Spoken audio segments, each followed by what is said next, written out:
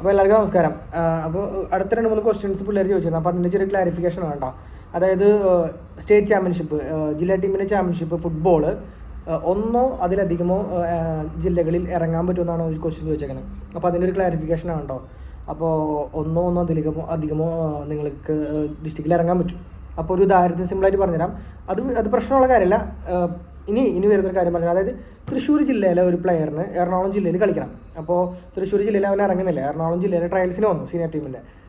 അവന് കിട്ടി അവൻ 20-അംഗ ടീമിൽ വന്നു എന്നുണ്ടെങ്കിൽ അവൻ ചെയ്യേണ്ട കാര്യം വെച്ചാൽ, അവന് കളിക്കണമെങ്കിൽ അവൻ CMS ഫോമിൽ ആഡ് ചെയ്തിട്ട് അവനെ കളിപ്പിക്കണമെങ്കിൽ, ആ ഡിസ്ട്രിക്ട് എറണാകുളത്തിന് കളിപ്പിക്കണമെങ്കിൽ ഇവൻ തൃശ്ശൂർ ഡിസ്ട്രിക്ട് ഫുട്ബോൾ അസോസിയേഷൻ്റെ DFAയുടെ NOC വാങ്ങിക്കണം. അതായത് ക്ലബിൻ്റെ അല്ല, ഇവരുടെ, അതായത് DFAയുടെ വാങ്ങിയിട്ട് എന്താ പറയുക, എൻ്റെ തൃശ്ശൂർ കുട്ടിക്ക് അല്ലെങ്കിൽ പ്ലെയറിന് ഇന്ന എറണാകുളം ടീമിന് വേണ്ടി കളിക്കാൻ ഞങ്ങൾ ഓക്കെ ആണെന്നുള്ളൊരു NOC ലെറ്റർ. രണ്ടാമത്തെ ഓപ്ഷൻ എന്ന് പറഞ്ഞു കഴിഞ്ഞാൽ, ആ ക്ലബിൻ്റെ ട്രാൻസ്ഫർ. ഇപ്പോൾ ഈ തൃശ്ശൂരത്തെ ഏതെങ്കിലും ക്ലബ്ബാണെങ്കിൽ അവിടുത്തെ ട്രാൻസ്ഫർ വാങ്ങി എറണാകുളത്തെ ഏതെങ്കിലും ക്ലബ്ബിൽ താൽക്കാലികമായി ജോയിൻ ചെയ്യണം. എന്നിട്ട് അത് വെച്ചിട്ട് വേണം ഈ കുട്ടി എന്ത് ചെയ്യാൻ, എറണാകുളത്തെ കളിക്കാൻ വേണ്ടി. അല്ലെങ്കിൽ CMS ഫോമിൽ ആഡ് ചെയ്യാൻ പറ്റില്ല ഈ 2 കാര്യം. അപ്പോൾ അതുകൊണ്ട് നിങ്ങൾക്ക് 1-2-3 ട്രയൽസിന് പോയാലും കുഴപ്പമില്ല. പക്ഷേ വൺസ് ഏത് ജില്ലയിലാണ് കിട്ടുന്നത് അവിടേക്ക് ഈ 2 കാര്യങ്ങളിൽ ഏതെങ്കിലും ഒന്ന് നിങ്ങൾ ചെയ്തിരിക്കണം. അപ്പോൾ ആ ഡൗട്ട് ക്ലിയർ ആയെന്ന് വിചാരിക്കുന്നു. പിന്നെ ഏറ്റവും വലിയ കാര്യം എന്ന് വെച്ച് കഴിഞ്ഞാൽ, നിങ്ങൾക്ക് രജിസ്ട്രേഷൻ നിർബന്ധമായി ചെയ്തിരിക്കണം. അപ്പോൾ ഓൾറെഡി ചിലപ്പോൾ രജിസ്ട്രേഷൻ ഉണ്ടാവില്ല, അവർ ആദ്യമായി രജിസ്റ്റർ ചെയ്യണം.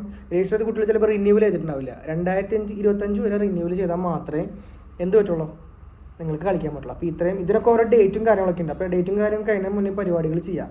അപ്പോൾ ഏതാണ്, സെപ്റ്റംബർ 2-ാം തീയതിയാണ് നമ്മുടെ സീനിയർ കളി വരുന്നത്. അപ്പോൾ കുറച്ച് പേര് അറിയാത്ത കുട്ടികളൊക്കെ ഉണ്ട്. അപ്പോൾ നിങ്ങൾ ഈ കാര്യങ്ങൾ കൃത്യമായിട്ട് ചെയ്യാം. അപ്പോൾ ഇനി അടുത്ത് എന്തെങ്കിലും ഡൗട്ട് ഉണ്ടെങ്കിൽ എനിക്ക് മെസ്സേജ് അയച്ച് കഴിഞ്ഞാൽ അതുപോലെ ചെറിയൊരു ഷോർട്ട് വീഡിയോ ആയിട്ട് ചെയ്യാം. Okay, thank you.